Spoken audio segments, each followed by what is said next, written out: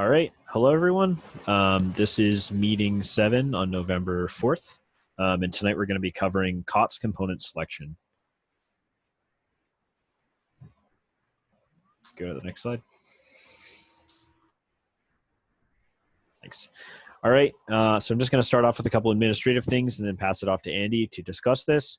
So the first thing is waivers. If you guys can go through and get that done. I've been mentioning for this for a couple of weeks now. I think most of you have it done, but I just threw this in there in case anyone hasn't. If you have any questions about this, please let me know. I'm not going to rehash this though. You guys know what this is. And then the second thing is Geneva drives. For real this time, I'm printing that first batch you can see on the bottom right tonight. So I would expect that between this weekend and next meeting, we should be able to get those things out to you guys.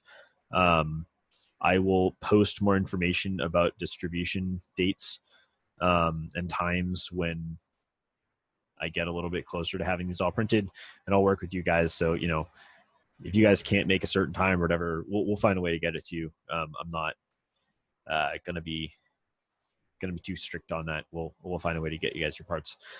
Before we go to the next slide, one thing I just wanted to note, and it's not on the slides at all, but I'm sure for many of you, I can certainly say for myself included, the last 24 hours have been a bit of a stressful time if we've been watching the news. So I'm hoping that tonight can be a bit of an escape for everyone, and we can enjoy some robotics and aerospace stuff and kind of give ourselves a break from staring at maps. With that, I will hand it off to Andy, and we can start looking at cost components. I don't know. We could go look at some maps. I mean, they say at 9 there'll be more results, so we could just wait till 9. We're not going to do that. No, okay. but I need to look at shades of red and blue and yeah, a big pretty swirling much purple mess in front of my face. Alrighty, so bolts and screws.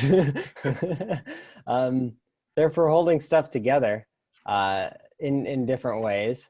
And there are different varieties of bolts and screws.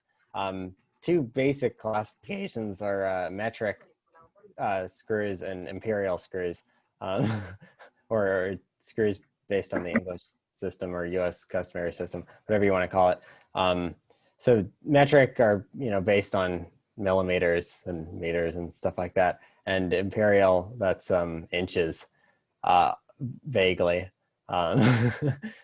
So as far as metric sizes go, it's generally prefixed with an M, and then you have a number denoting the size, like the diameter of the screw. So an M2 screw is a metric screw that has a diameter of about 2 millimeters. M3 is 3 millimeter diameter. And then if you've got a dash after them, like M2 dash 0.4 or whatever the size is, that the 0.4 that denotes the number of threads per millimeter on that screw. So obviously, if you're getting a screw and a nut, you want each to have the same number of threads per unit length. Otherwise, they won't mesh correctly. So that's the same for imperial. So screw sizes, they're usually denoted by a hashtag and then a number. So that number doesn't have really anything to do with the diameter as far as I can tell. It's just the bigger the number, the bigger the diameter. Scott threw a nice chart over here that shows you how the actual diameter that corresponds to each one of those numbers. But that's not hugely important usually. Well, actually, it depends on if you make SolidWorks Whole Wizard. Remember that for you, or if you go look it up. And then the dash, the number after the dash, that's the number of threads per inch on the screw. So obviously it's one thread going around the screw, but it's like how many times it crosses a line running along the axis of the screw. That's how many threads per inch. So a 1024 screw is the diameter corresponding to number 10. So that's 0.19 inches, and then 24 threads per inch. Also, larger screw sizes. Sorry, go ahead. Did somebody say something? I guess not. Okay. For larger screw sizes, you leave off the hashtag and it's just the actual diameter in inches. So quarter 20 is a quarter inch in diameter and 20 threads per inch. There are coarse and fine thread standards. So for a given diameter, there'll be a couple different threads per inch numbers that they'll manufacture. So 1024 is pretty common, but 1032 is very common. And there might be others too, but those are the two common number 10 sizes. Then quarter 20, that's extremely common, but then there's also quarter 28, which is less common, but they also make that. So the quarter 28, that's finer because you have more threads per inch. And we, in this club, we generally use the coarse thread sizes, but except for 1032, we use a lot of that. We generally use English hardware, but not always. So that could go either way, but generally if you're going to design stuff, design it for the Imperial hardware because we'll have more of it and it'll be easier. And also here in the US, it's generally easier to get a hold of, like you're going to find a wider selection of Imperial stuff. One thing I want to jump in on real quick is when we're talking about screw diameters, either for metric or imperial, that dimension is the major diameter of the screw. What that means is on the exterior of the thread to the exterior of the thread. So if you were to put like calipers on a screw, it would be from that outside to outside point, not inside the valley of the thread. Yeah. So that's if you're sizing a hole for a screw, you want to go a little bit bigger than the major diameter if you want the hole if you want the screw to just pass right through the hole. If you want to tap the hole, that's a whole different story. There's charts that'll tell you how big you should make the hole if you're going to tap it and then put a screw in it. Tapping it, if you don't know, that means using a little tool to put threads in the hole so that the screw bites in the hole. All right. Yeah. As far as head types go, we like.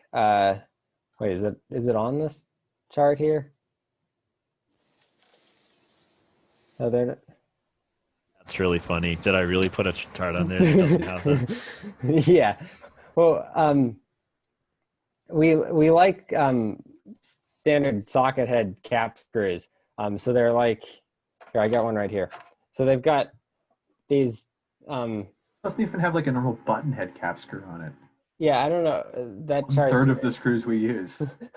So yeah, you can see the head of this screw. It's just like a cylinder that's a bit bigger diameter than the shaft of the screw, and it's got a hex head on it. I don't know how well you can see that, but it does. So these are really nice. They're relatively hard to strip, and I don't know what other reasons do we have for using these. Yeah, they're hard to strip. They, you use an Allen key in them, and they generally don't wear out. We can be kind of tough on our screws. The head's a slightly smaller diameter than a lot of other kinds of screws. That's true too. Yeah, that is nice. Spots where you might not be able to fit other things. Andy, if you unpresent and represent, I put a better image in there to show more of the screws. Also, screws with hex drive are better at getting higher torque in without stripping. Yeah. So instead of a flat or Phillips, you're less likely to strip your screw out when you're putting it in. Yeah, we don't like flatheads around here, if at all possible, or Phillips. And of course, if you're using a big screw and you really don't want to strip it out, you can just use a hex bolt head, and that works good too, although you need to have a socket for that, and so it's a little bit more of a pain, but they're good too. And then as far as materials go, there are a zillion different materials, ranging from, nylon to aluminum to really high strength steel.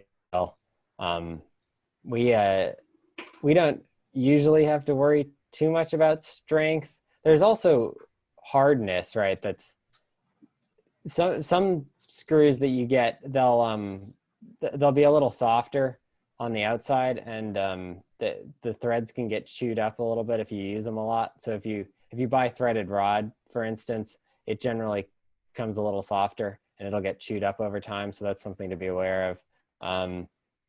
If you want a really good quality screw, 818 stainless is pretty good. If you need lightweight, aluminum's good. Obviously it's, softer and weaker, but it'll work for a lot of things. And then if you want a screw that'll break, nylon's good for that. Also very lightweight. For what it's worth, that's not just a joke. We do actually sometimes want screws to break. There's a critical application in rockets where we want sections to separate, where we'll intentionally put nylon screws in that are intended to break when blast charges go off to separate sections. So yeah, that's like a real thing. I can't think of, well, actually, I can't think of an application for what you guys are doing, but that doesn't mean that there isn't one. Just not that application, because you can't use explosives.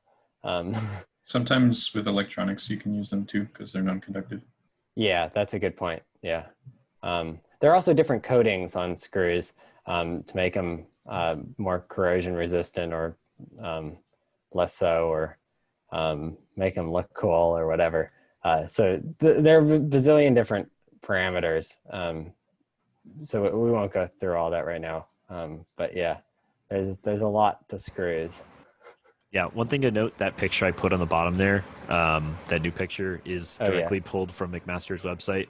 Andy's going to get to that in a minute, or a little bit, I think. But if you're looking for hardware, even if you're not going to buy it from McMaster, highly recommend exploring your options there. They have a lot of options. Yeah, and they give you little descriptions of stuff too. So, but yeah, I'm going to go through McMaster, and I'll probably actually download a part for McMaster. Download a CAD file just to show that real quick, because that's very useful too. Okay, so nuts, various types. I kind of wasted a lot of room on certain types that you probably won't use very much, but they're you got the same sizing as for the screws. So for a 440 screw, you want a 440 nut, and for a 1/4-20 screw, you need a 1/4-20 nut, because obviously if you have a different number of teeth per inch, they're not going to mesh properly. And there are various kinds. So there's obviously there's the normal kind that's just hex shaped, with threads on the inside and nothing else going on there. And they're pretty useful, but they don't do everything, because they have a tendency to come loose, because there's nothing keeping them from loosening up over time, with vibrations and stuff like that. Obviously, if you tighten them down on something that's kind of got some flexibility to it, and or maybe something that actually plastically deforms, then maybe it'll get stuck in there. But if you tighten it down on something hard, maybe it'll loosen up over time. So to solve that problem, there are several other kinds of nuts. There's lock nuts. Those are pretty common. They've got a little ring of nylon around the top. That's this blue thing in the picture. So the screw, when you run the screw through it, you run the screw through from the bottom in this picture. So you can see the nylon inserts on that side. So you'd run the screw through from this side. And the screw actually threads the nylon. So it digs into the nylon. And so that essentially, but it doesn't, it doesn't do great job of threading the nylon. It to a large extent, it just compresses the nylon. So, you know, the nylon compresses it back and holds it in place. Other nuts, there's Kep's nuts. That's this little guy. I don't know. Can you guys see my mouse? Can. Okay, yeah. It's this one right here. It's got this little flange dealy around the outside with these spikes on it that can spin around independent of the rest of the nut. So when you tighten it down, that as you're turning the nut, that starts biting into whatever material you're tightening it down on. So that helps keep it in place. Also, flange nuts, that's this guy over here. They're sometimes they've got some texture to the bottom surface, so that helps them grip as well. And then also they sort of serve as their own washers, so they distribute the load on whatever you're tightening down on, because that can be an issue if you have a little nut and you tighten it down really tight. It can start to deform whatever you're tightening it onto, because the clamping force can be, you know, really huge, thousands of pounds for even for a relatively small screw. Given that, sometimes you want to apply that force to a wider surface area so the pressure is less, and therefore the stress on the part's less. And then also there's stuff not shown here, like square nuts, and I got almonds and Scott. And also so if you put two normal nuts onto a screw, some of you guys probably know all this, but this is worth mentioning. So if you put a nut onto a screw and then you put another nut down on top of it like this, and then you tighten them together. So if you like try to turn one way and one the other way, then they get stuck there, because they start to sort of, they run into each other and they can't go any farther. And then if you tighten it, then they start to bend a little bit. There's a little bit of flexibility in there, and then they get stuck, just like nut would get stuck if it down onto, you know, something normal. And that's useful because instead of using a lock nut that's a real pain to tighten down because you got that nylon in there, you can use two normal nuts, and they're a lot easier. You know, for most of the way when you're tightening them, you can just spin them freely. But then once you get to the point where you want to stop, then you tighten them together essentially. So that's handy, because sometimes it's not convenient to have to run a nylock nut all the way down something.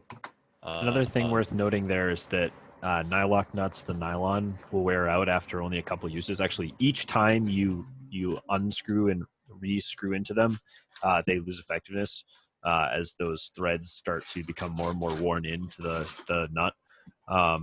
Whereas with a jam nut setup, that doesn't really happen. Because you're talking about metal on metal. So unless you were to physically like break the screw or the nuts, which would be pretty difficult to do, possible, but pretty difficult to do, you're not really going to have that. Yeah, that's a good point.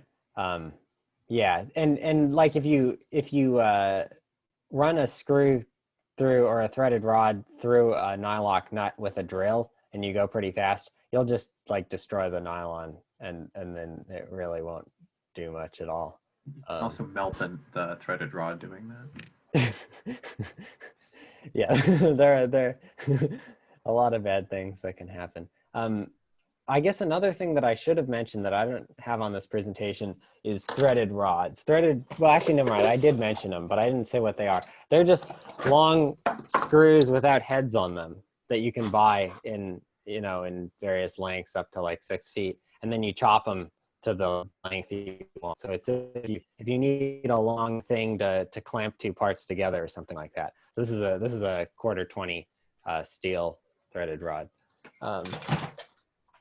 Okay. Andy, if you unpresent and go back in, there's actually one more type of nut that I forgot about until now. Oh yes, heat sets. That's a good point.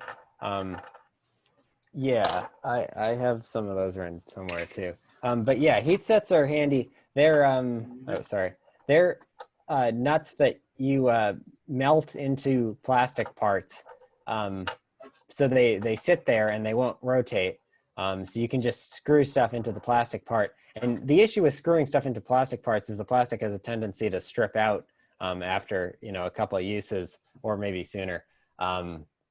Whereas with a heat set, you end up with metal threads inside of plastic parts. You get the benefits of metal where it's not going to strip and it's stronger without having the disadvantages of metal, meaning the weight or whatever. Also, it's depending on the circumstances, it's very easy to install them. Particularly good for 3D printed parts. You print a little hole in your part, and then you take a soldering iron to the top of the heat set. Let's see. Never mind. I'll find one in a sec. But yeah, so you take a soldering iron to the top of this thing and heat it up, and then it'll slide right down into the hole. Anything else I'm missing? Yeah, I think one more thing I would mention is that the screws that we've been talking about tonight are all under the umbrella of machine screws. So if you walked into Lowe's and you said, show me screws, these are give you a all, lot of other stuff. yeah, so these are all screws that you can reuse a lot of times and thread into hardware versus other types of screws that will bite into material. So a lot of wood injection molding or sheet metal screws will actually bite into the material using some big fat threads, which is nice because it gets a strong hold. But if you undo that and try to redo it a few times, you'll basically wear out all the material there, and it won't work after a while. So I actually have a question about thread yes. sizes. Oh yeah, So I should have been stopping. I'm sorry. Yeah, I just have a question about thread sizes. So what are the advantages, or no, what scenarios are appropriate to use the different thread sizes? Like when is it appropriate to use like less threads per square inch and more threads per square inch? Well, more threads per square inch distributes the load amongst more threads. I'm actually not an expert on that. Do you guys have a better? Yeah, I can answer. I can take that. Yeah. So generally use coarse, but the reasons you'd go find, the biggest reason usually is anti-vibe. So if you have a part that's going through vibrations, that is leaves your hardware with a tendency to rattle itself out. I'm sure you guys have seen that at some point, and you can imagine why more threads or finer threads, which means more threads, would be better at that scenario, because the more threads there are, the more contact surface area there is between the male and female thread, and so that it means increased friction and less likely to unscrew itself. I believe, and someone else can correct me here if I'm wrong, but I believe that generally coarse threads are stronger. So if you are, that's why they're like general purpose, because they because each individual thread is bigger a little bit and has more material, which increases its strength. And the other thing is fine threads, because it's more threads per inch, means that you have to physically turn the screw more times to get it to go in a certain amount. So that means that it just takes longer to install and uninstall, which is really annoying if you don't need it. Coarse threads are generally fine for most parts, which is why we use them, because they're much more convenient to work with. But yeah, fine threads do have their uses. Does that help answer your question? Yeah, and also are finer threads, are they at all more fragile just because the threads are smaller in a sense? Yeah, so you do see that some.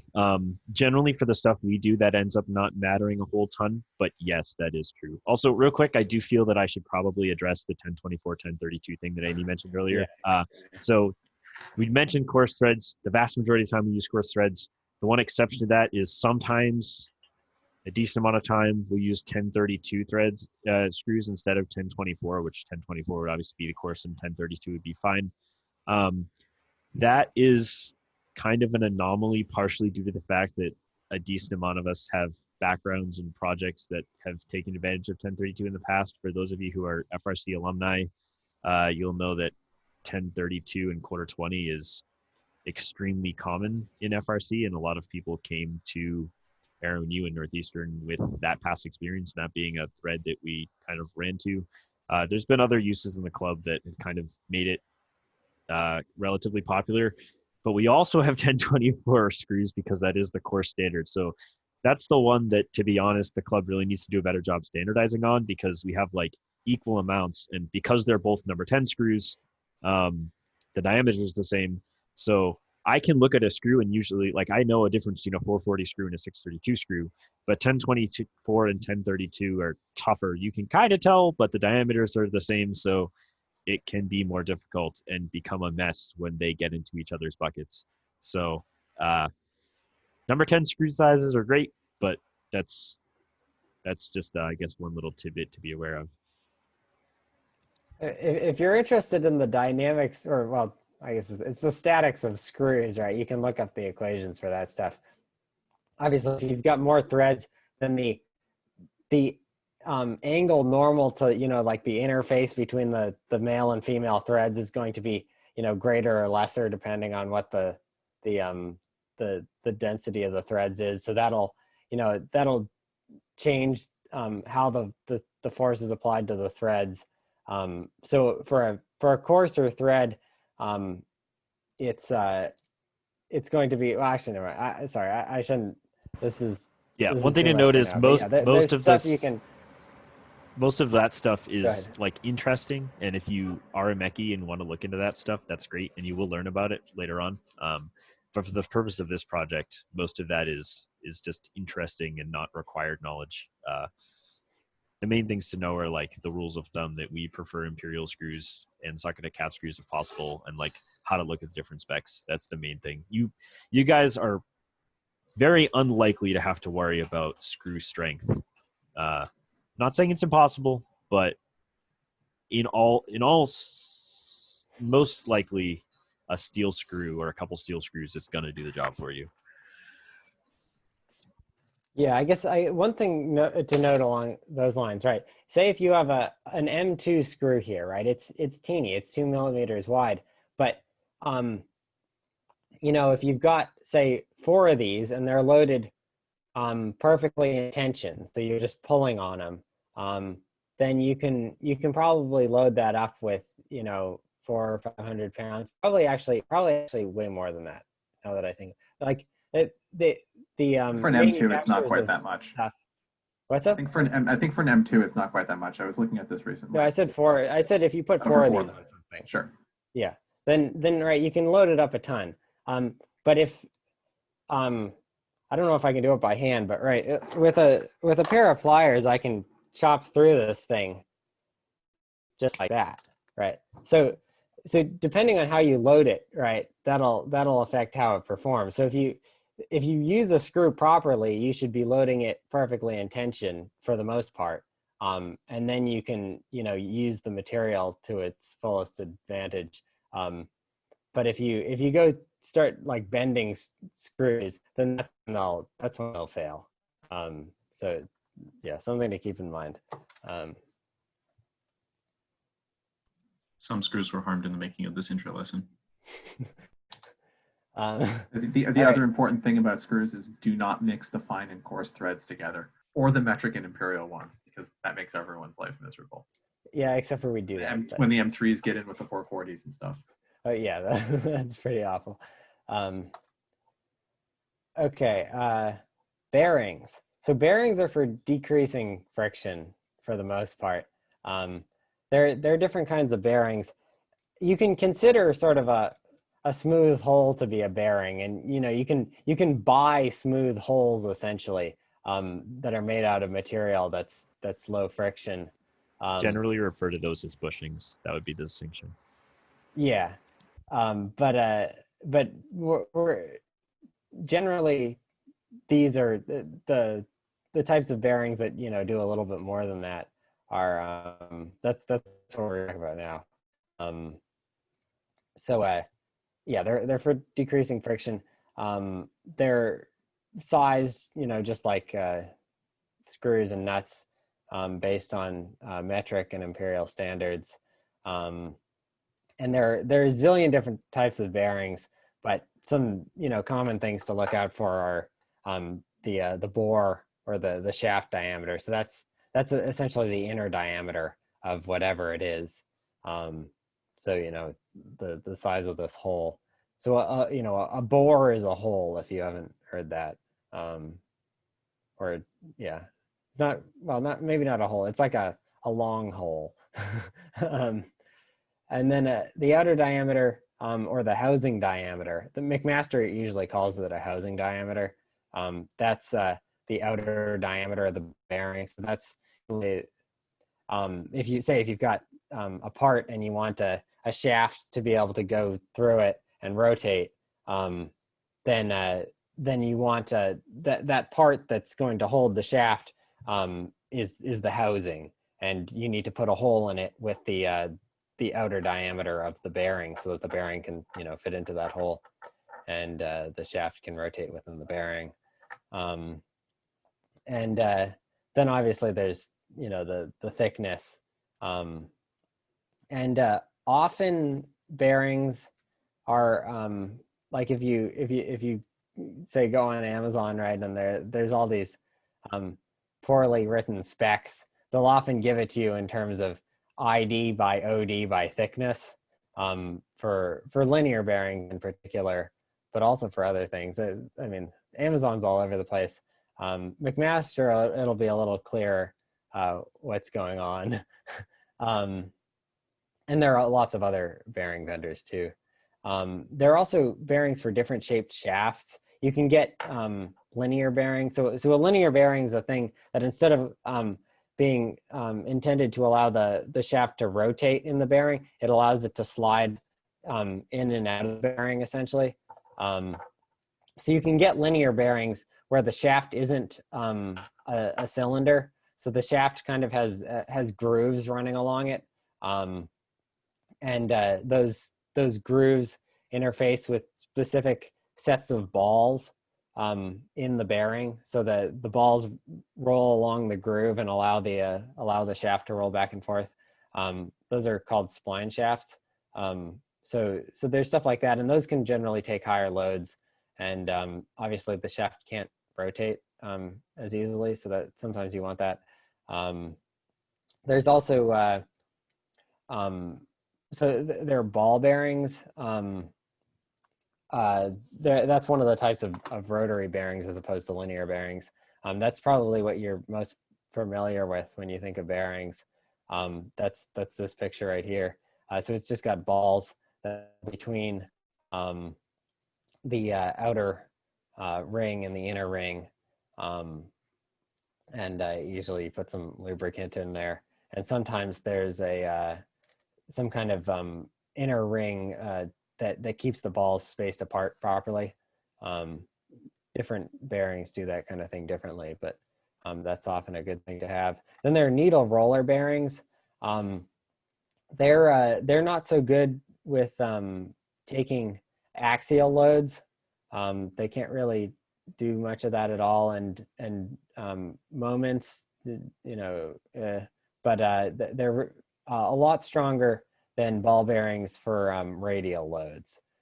So if you need a little bearing that can take, like say if you need an 1/8" shaft bearing that can take 80 pounds or something like that, then you'd probably want a needle roller bearing, because you can kind of see it distributes the load over a larger surface area if you're thinking about a radial load, so a load sort of coming in from the side and pushing the bearing against the shaft.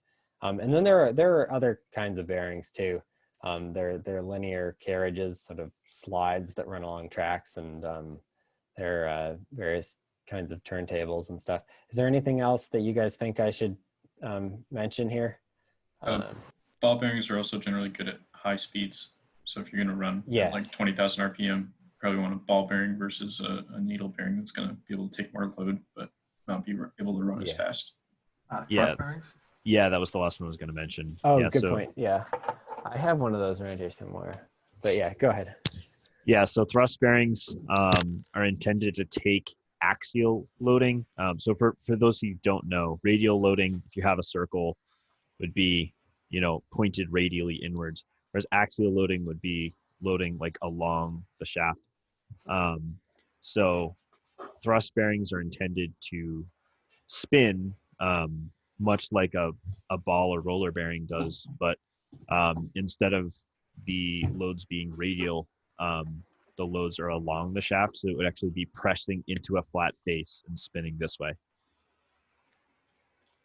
Yeah, those are very useful because neither ball bearings nor needle roller bearings are really meant for high axial loads. So you need something different there.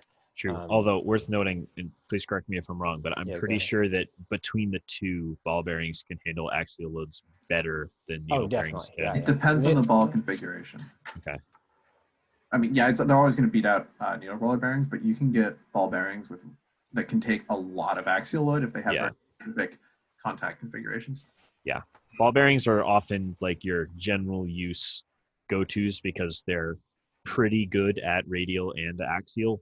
But if you need specifically high radial, you look at needle bearings, and specifically high axial, you might want to look at a thrust bearing. Although it's worth noting that thrust bearings really don't do radial like at all. So well, it depends on the thrust bearing.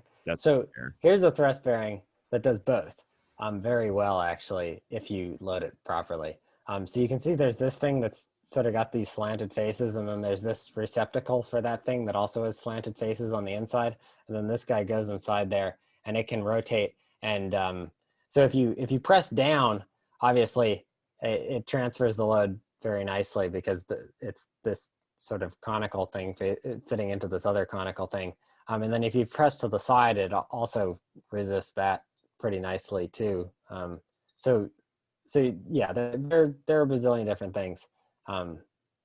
This thing can probably take several tons. This guy's really huge, but yeah, stuff like that. You can also get like double race ball bearings that are better at moments. Yeah, or cross roller bearing. There are a bazillion different things. But any questions? I keep forgetting to stop.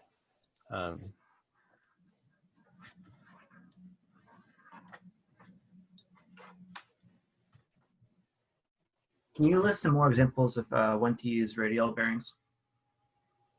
Like if you've got a gearbox, say, and you've got a motor hooked up to some gears, you're probably not going to be applying axial loads to those shafts. Like motors don't really do that.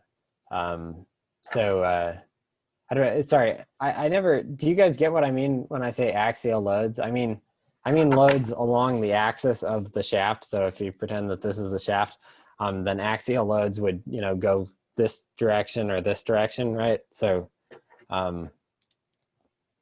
so yeah, if you've got a situation where there aren't axial loads, but say things need to spin fast, right? Like in a motor gearbox, then it would make sense to use ball bearings.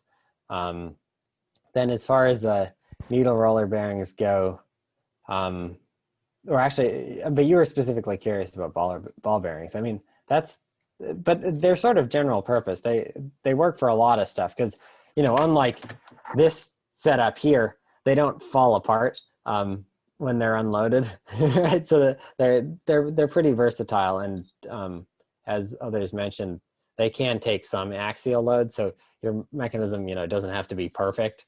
They're going to resist it if the shaft wants to creep in one direction a little bit for whatever reason, gravity, say.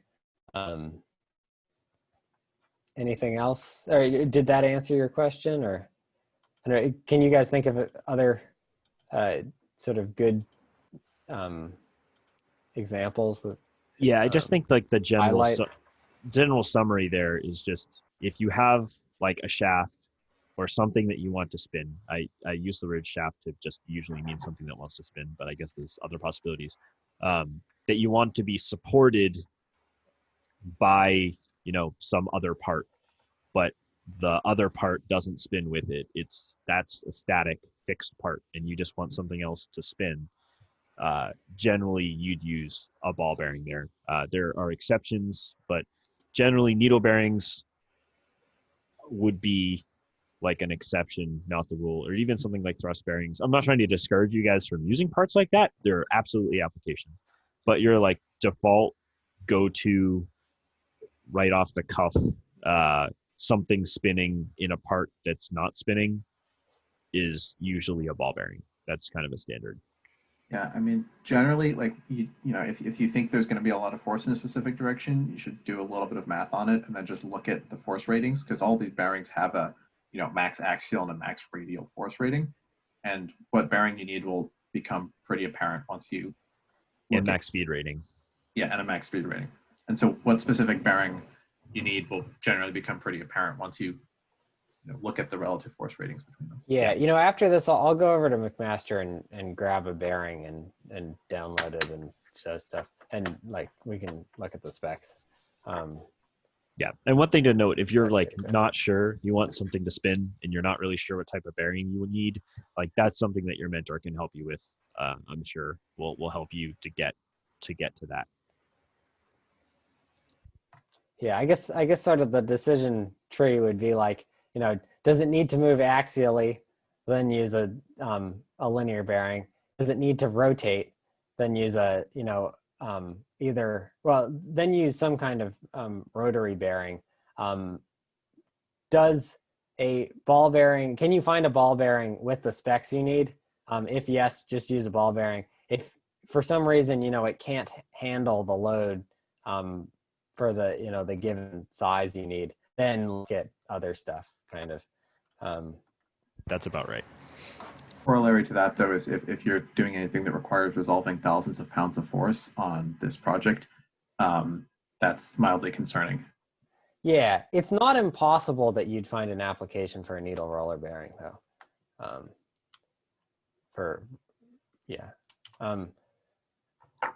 Okay, so, well, actually, any more questions here?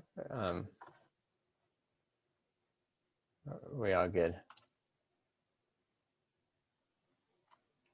Sounds like we're good. Okay, gears. So there are also a bazillion different types of gears, but there are some specific specs that no matter what you're doing, you're going to need to look out for, and if you don't get them right, you're gonna your gears won't work. So you need to either once again there's imperial and metric. So imperial gears, or English or U.S. customary or whatever, usually use this diametral pitch measurement, and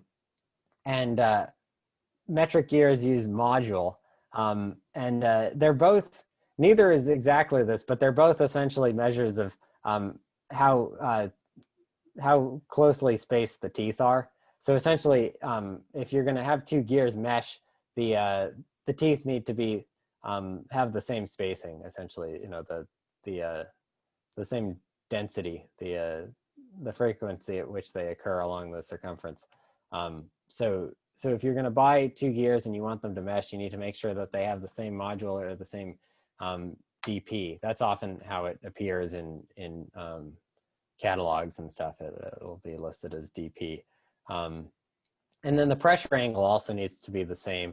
So that has to do with the geometry of the teeth themselves. So it's the angle between the normal to the tooth face and the pitch diameter. So it's like you don't need to know that. I don't know. I should have gotten a picture of it, but it's also kind of irrelevant as long as you get it the same. Although 20 is sort of the industry standard now, and 14.5 was the industry standard then, but we use both still.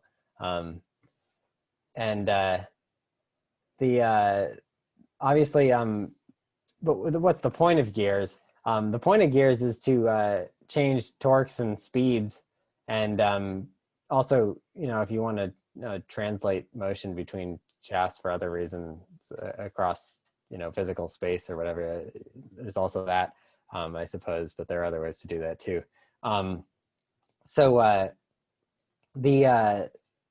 If you have this, probably most of you have a sense of this, but if you have a smaller gear meshing with a bigger gear, these aren't gears obviously, but for a given distance along the for a given distance that a point on the circumference of one of them moves, a point on the circumference of this one will move the same distance, right? But the circumference of this one smaller than the circumference of this one, so this one will have to spin around more times for this one to go around, once or whatever. So if these don't mesh very well, but you get what I'm saying there. Also same goes for torque. So at the interface there, so at sort of the point where these two things connect, the force that this guy exerts on this guy is the same as the force that this guy exerts on this guy, obviously. That's Newton's third law, right? And each one of those forces will have a corresponding torque about the axes of these shafts, right? So the force is the same, but the radius of this guy is smaller than the radius of this guy, right? So torque's force times radius, right? Or it's force, it's radius cross force, but for our purposes, we'll just say it's force times radius. So for the given force that's the same for both of them, this one has a smaller radius, this one has a bigger radius. So that means that this one will have a smaller torque, this one will have a bigger torque. So you can use that to your advantage too. So it's sort of this trade-off between torque and speed, and I'm not going through a lesson on gearbox design or whatever, but that's it.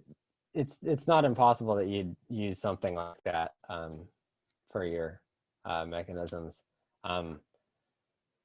And let's see. This is important. So the pitch diameter, that's sort of the average diameter of the gear. So it's not the diameter at the base of the teeth, and it's not the diameter at the outside of the teeth.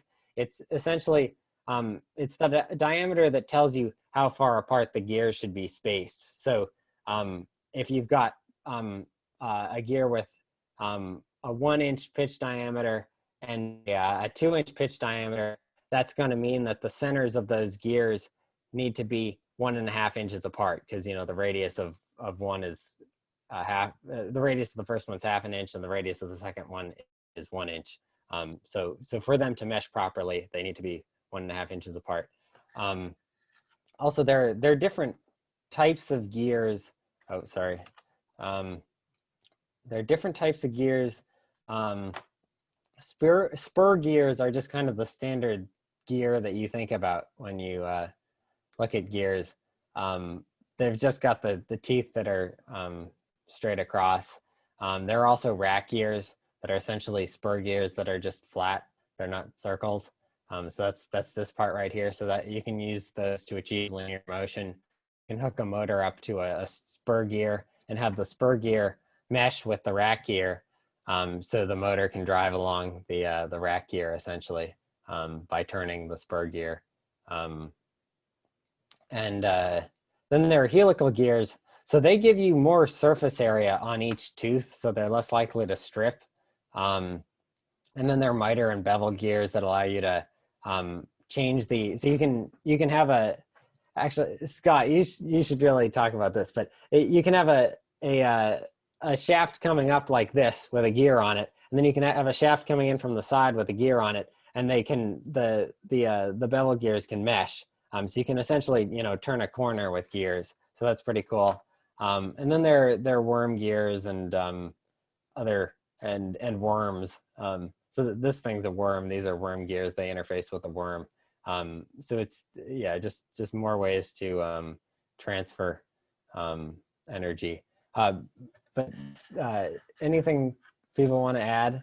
I know you've been messing with stuff like that, Scott. But yeah, I think that's pretty good. And Peyton talked a lot about gears and gearboxes and stuff last week too. Yeah. So I think that we can mostly fall back on that lesson. No, that's good. For this stuff. Definitely.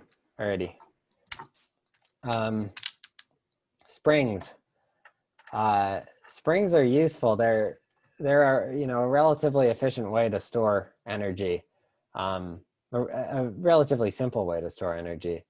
So they're two particularly common types, I guess. There's tension springs and compression springs. Let's see, I should have, yeah, okay. So here's this is pretty obvious, I guess, but this little spring right here is a tension spring. You pull it apart, and so as you pull it apart, the farther you pull it, the more force it applies on your fingers. And then a compression spring's like this guy, right? You squeeze it, and it applies a force that increases the more you squeeze it. So standard specs for springs are the maximum load and the minimum load. The minimum load for compression springs is generally 0, but the minimum load for tension springs may not be 0. They may be sort of already under some tension, like they want to compress more, but they run into themselves, so they can't compress anymore. So that's important when computing the potential energy. Then let's see. What else do we have? Yeah, so the spring constant. So assuming it's a linear spring, the force that you get out of that spring will be proportional to the spring constant. So F equals K times X, where X is the distance away from the neutral point where there's no force on it. The thing is that the neutral point may be a point that it never reaches in the case of a tension spring. So you need to keep that in mind. And then there's obviously the diameter and the length. The total potential energy stored in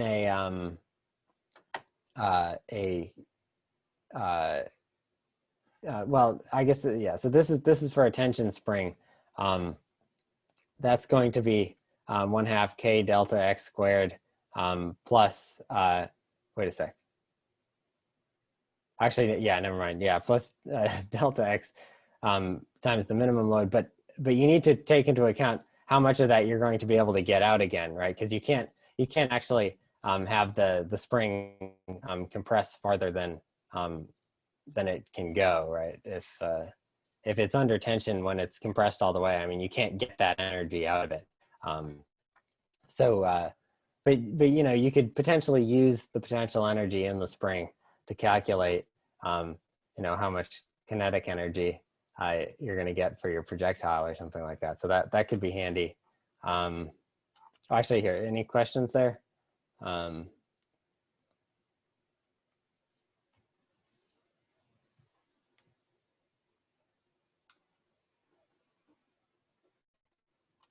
right, it's not. All right, let's see. So servos. Trying to remember. Peyton, did you talked a little bit about servos last week, right? Is Peyton here? Did he? Pop back to springs for a second. What's up? Can we pop back to springs and just mention constant force springs? Oh yes, sorry. I forgot about the other stuff. Yes, there's lots of other stuff. So yeah, there are springs that aren't linear, and that can be really handy, right? Because for a linear spring, for most of the range of motion, you're not getting the maximum force, and maybe it's only useful when it's at the maximum force. So there are other springs that'll provide constant force or other kinds of nonlinear forces. There are also torsional springs that allow you to sort of twist them around a shaft, and then they'll spring back, and that could potentially be useful for a catapult. I don't know, maybe, or a mousetrap. But Nathan, did you have something in particular? I just think it's worth mentioning that there are springs that are constant force or springs that are nonlinear in other ways.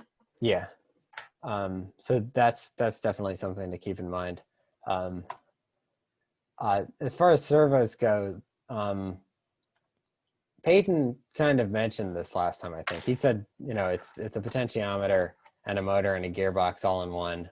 So you send the servo a pulse width modulation signal that from your, you know, your microcontroller or whatever you're using to control this stuff. And that tells it what position to go to, and it knows what position it's at based on what the potentiometer is reading.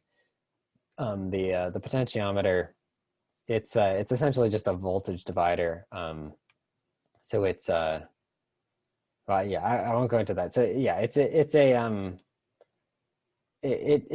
just tells the little board inside the servo what position the servo arm's at, and then it can adjust the voltage across the motor accordingly to get it to move where it needs to move.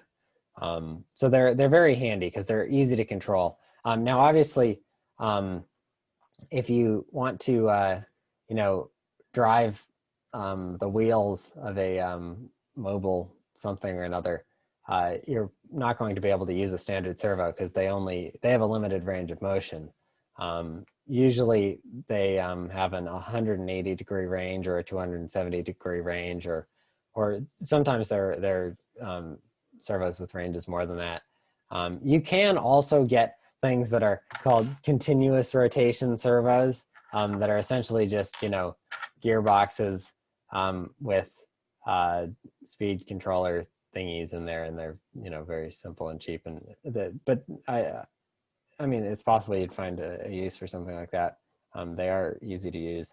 And let's see. Oh yes, torque is rated in kilograms centimeters usually. So that's like kilogram force centimeters.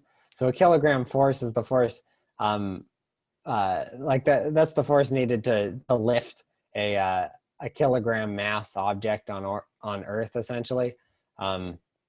So a kilogram centimeter is equivalent to, like, I'm trying to remember what I can't remember the conversion, but it's just it's a unit of torque. And you'd to do real things with it, you'd want to convert it to Newton meters. So you'd multiply by 2.2.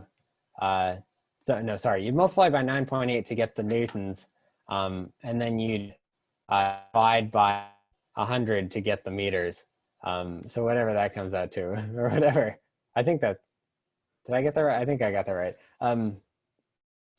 And you can look at, you know, the type of gears, and some claim to be waterproof. Some are metal geared, so the gears aren't gonna strip out. Yeah, I know. It's hard to believe that they could really be waterproof. Have you tried? Oh yeah, I had a waterproof servo sitting in a cup for a couple of weeks, and it did not run afterwards. Okay. It's disappointing.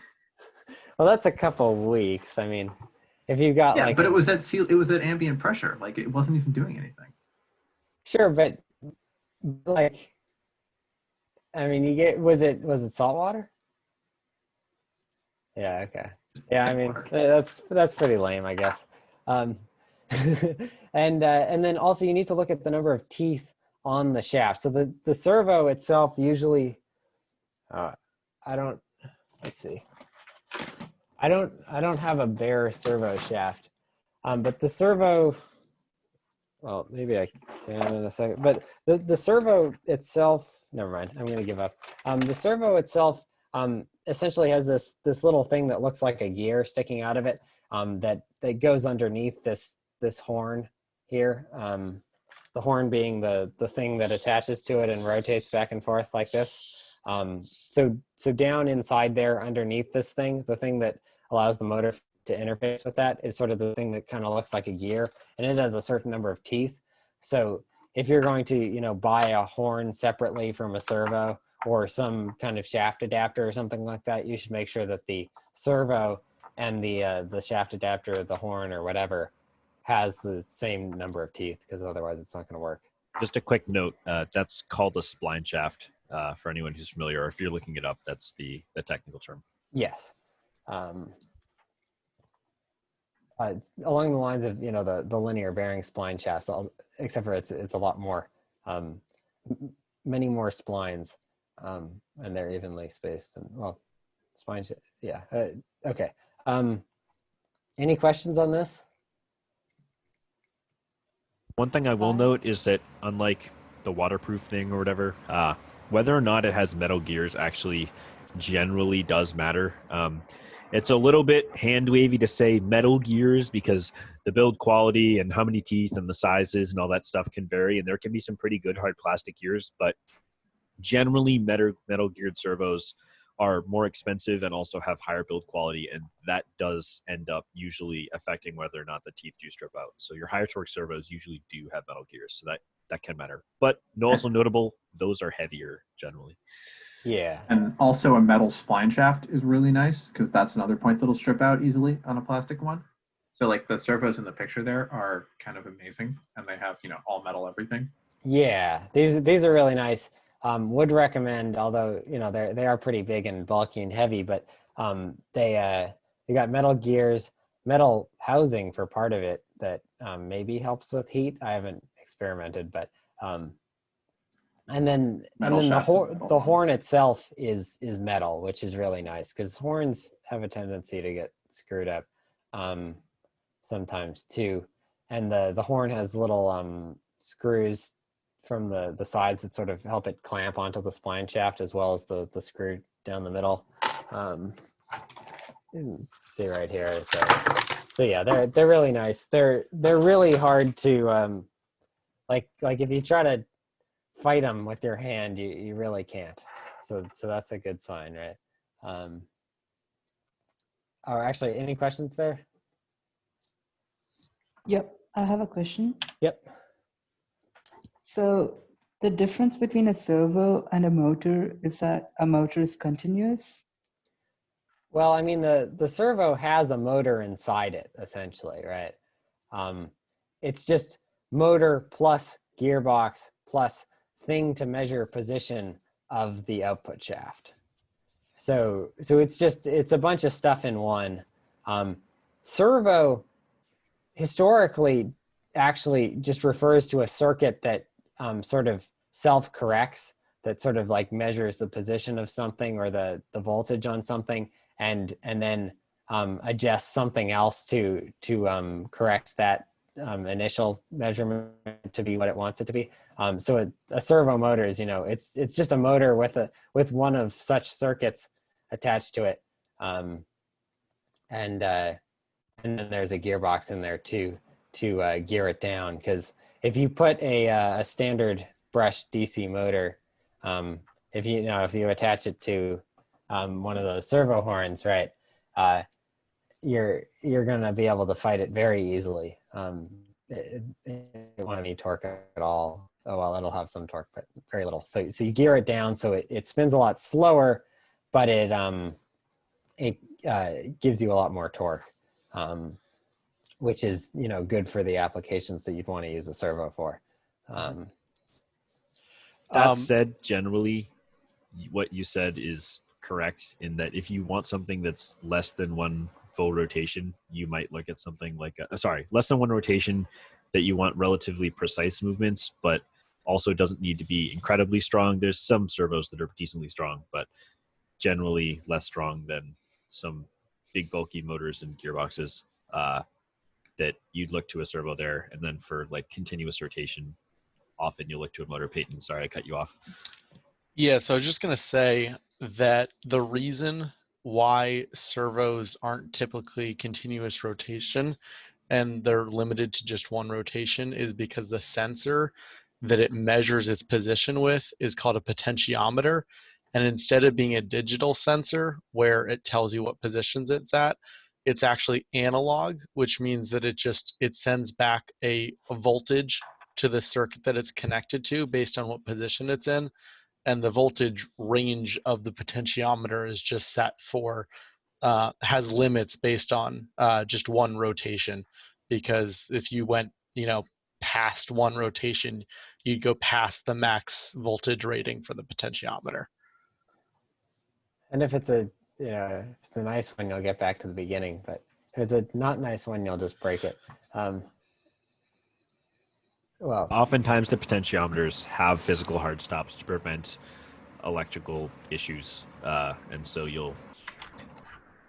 usually it will just, if you push a servo that's only rated for a certain degree rotation, beyond that you will physically break the servo. There are exceptions to that, but most of the time that is true. These ones you can spin them around as many times as you like and they don't break, which is nice. So yeah, would recommend. These things are like somewhere between like 17 and 21 bucks a piece, and they're kind of indestructible on Amazon. Spoiler alert, they will be on the list of things that the pre-purchased items. I think the part number is like DS3225 or something like that. Okay. Sensors. Yeah, so here's a pot, potentiometer. So it's like a knob. So like on an old amp or something like that. You've probably all run into these things. I mean, it's a knob, and it's a knob that allows the electronics to figure out what position the knob's at. I'm not going to go into the details, but for anybody who has a sense of this kind of thing, you apply a constant voltage across the outer pins, and then you read a voltage relative to one of the pins off of the center pin, and that voltage varies based on how you turn the knob. So that's a very easy thing for a microcontroller, or a little servo circuit board to figure out. So yeah, that's handy. But yeah, generally an absolute, actually, always an absolute range of positions. Is just sometimes you can get round back to the beginning again, but always a range of positions. So that can be an advantage and a disadvantage. So obviously, if you want a shaft that can go around a bunch of times, and you can count how many times it's gone around or whatever, a potentiometer probably isn't your best bet there. You might end up breaking the potentiometer. The potentiometer just might not spin that far, whatever. And it won't give you good readings at the end of, at the edge of its range. But it's possible for other applications, like for the application of a servo, where you only want it to sort of spin back and forth 180 degrees. That's good, because then it doesn't matter what position the thing's in when you turn on the circuit, it always knows where it is, because the resistance, or the voltage reading you get off the potentiometer is absolute. Like for a given position, no matter what you do, no matter how many times you turn on and off the circuit and move it back and forth by hand, for a given position, it's always going to give the controlling circuit a given voltage. So that's something you can count on, and that can be handy for designs. Encoders generally don't have that. So that's if you want to precisely count how many revolutions the shaft's gone. But as far as knowing where they are in an absolute sense, they probably won't. It'll just be a number of rotations since it was turned on, kind of thing. So oftentimes for that kind of applications, that's fine. But it's just something to keep in mind. And there are different kinds. This one's an optical shaft encoder, so it shines a little IR light probably through these little slots in here, and counts how many times it gets interrupted. Only it's a little more complicated than that, so it can figure out which way it's going, but usually. And then there are magnetic encoders. I actually don't know off the top of my head how they work. Do you guys? Yeah, I think I can explain. Yeah, go ahead. Basically, inside there's a bunch of magnetic field sensors, which are little tiny microscopic metal arms, and they bend in the magnetic field. and you got a bunch of them at different angles, and so you get an absolute measurement of the orientation of the magnetic field, and then you have a magnet on the rotating part and your sensor on the fixed part. So they actually do give you an absolute position. Yeah. Of the shaft. So that can be handy. And then there are other kinds of encoders too. Plenty of other kinds of encoders. Other kinds that rely on light bouncing off discs of varying color and stuff like that. There are different ways to do it. Is there anything you guys think I should or we should mention here? Any other kinds of encoders that are important? I just think that the most important bit there is whether or not it's absolute or relative. Yeah. So relative, it just like often used for speeds, or just when you need to know how much it's spun from one time to another time since the circuit's been on, whereas absolute, well, as Andy has alluded to with potentiometers and some types of encoders, will always read the same value at a set rotation, no matter how many times it's been turned off, turned back on, moved past the point, or whatnot. That's kind of the main difference. In each of their uses, often relative encoders are very useful for things like velocity control, whereas absolute encoders can be very useful for positional control. Those aren't hard set rules, but those are often where you find use cases for those things. Like if you want to know where your catapult arm is as you pull it back or something like that, you might want an absolute encoder or potentiometer or something like that. But if you've got a wheeled driving base of drivetrain of some kind, then maybe you care more about the velocity. So obviously, like if you think about it in terms of basic calculus, right? If you take the derivative of a position and that position's got an unknown constant in it, that constant drops out, right? So you just get the velocity. And then switches and buttons, they're pretty straightforward. Everybody deals with buttons all the time. But limit switches are just buttons hooked up to arms, sometimes with rollers or other attachments on them, that make it a little easier for the button to get pushed when it's supposed to get pushed for a given application.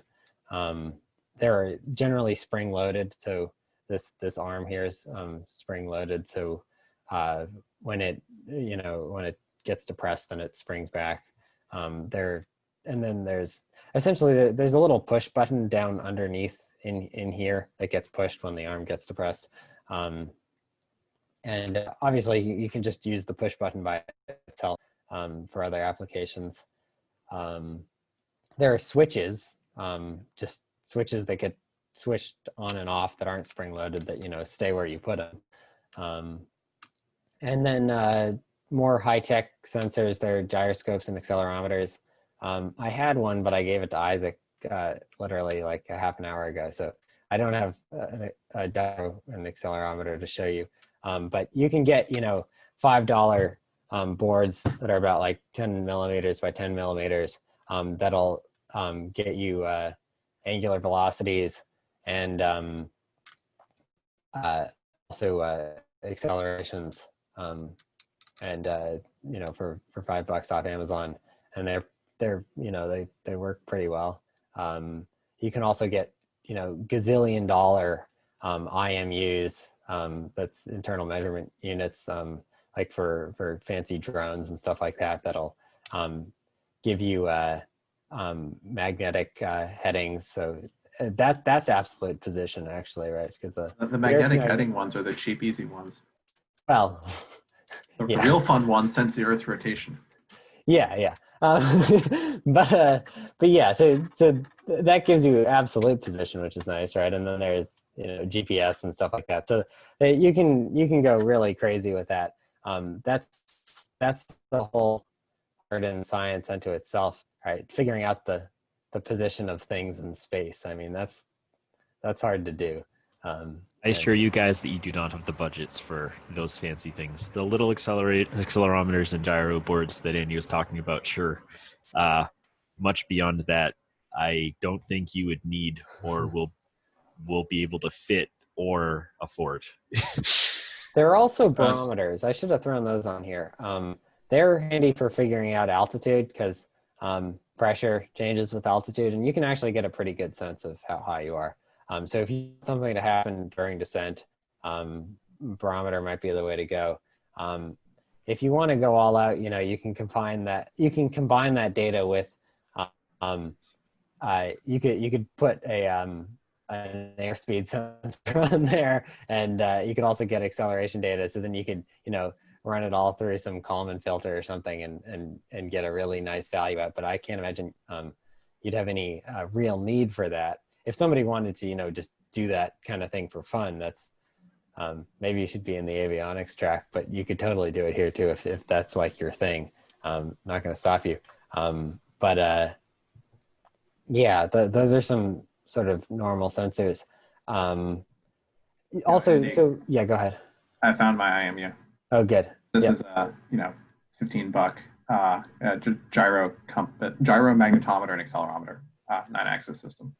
Yeah, very handy. Something that's nice about It's roasted. An accelerometer, in maybe something that you guys would apply, is if something is resting on the ground, it will sense which way gravity is pointing. So that would be nice for like, what is my angle with respect to the ground? Like if you're trying to launch something at a specific angle. Yeah, those accelerometers are actually, well, for one axis, for the vertical axis, they are absolute, essentially. If they tell you which way is down. Yeah. So that's, yeah, direction wise, and then you have to worry about calibrating them and stuff like that. But that's sort of a whole different thing. You also need to figure out if you can talk to them. They use different communications protocols. For potentiometers, pretty much anything can talk to that because that's just analog. For encoders and for limit switches, buttons, switches, anything like that, that's just on or off. So that's really easy. You won't have any issues with that. But Nathan's IMU, that's probably I2C or SPI, or it's I2C, yeah. So there are these different communications. What's up? It's kind of anything. Oh, okay, yeah. So different. Andy, real quick, just want to pop in here. We should probably wrap up the slide soon because we only have 35 minutes left. So yeah, just this want to make sure is kind we of have some time. stupid of me to do this. No, you're good. I just want to move along a little bit if we can. Okay, yeah. Communications protocols. You need to make sure that your sensor can talk to whatever electronics you're using. Questions? Alrighty. Vendors. Okay. McMaster's our go-to. They ship fast. They charge you when they ship, so you have no idea, and they charge a lot. But they're good. And then there are all these other things for specific applications. Other thing of note is Amazon. Oh, sorry, Amazon. It's hard to tell what you're going to get, but it might be worth the risk. And just measure the part when you get it. Yes. And yeah, lots of specific, bearing suppliers, SKF and Nippon. That's generally what McMaster sells. And then, yeah, okay. So this would take forever to go through all that stuff. Do you want to call it quits here, Scott? Yeah, I'll take the next couple slides real quick. Last thing I want to mention on this slide is Mauser and DigiKey are gonna do the vast majority of any electronics you guys need. I don't know how much of that stuff you guys are actually going to get into. We'll talk about electronics probably next week or the week after. But if you do need electronic stuff, they have a huge variety and are basically the McMaster of electronics. You can think of them as. So yeah, those are good ones to keep in mind. If you go to the next slide for me, group shuffling. This is quick because there's nothing to report. So groups hold as of last week. So that's that. And then there's one more slide, I think. If you go. Okay. Yep.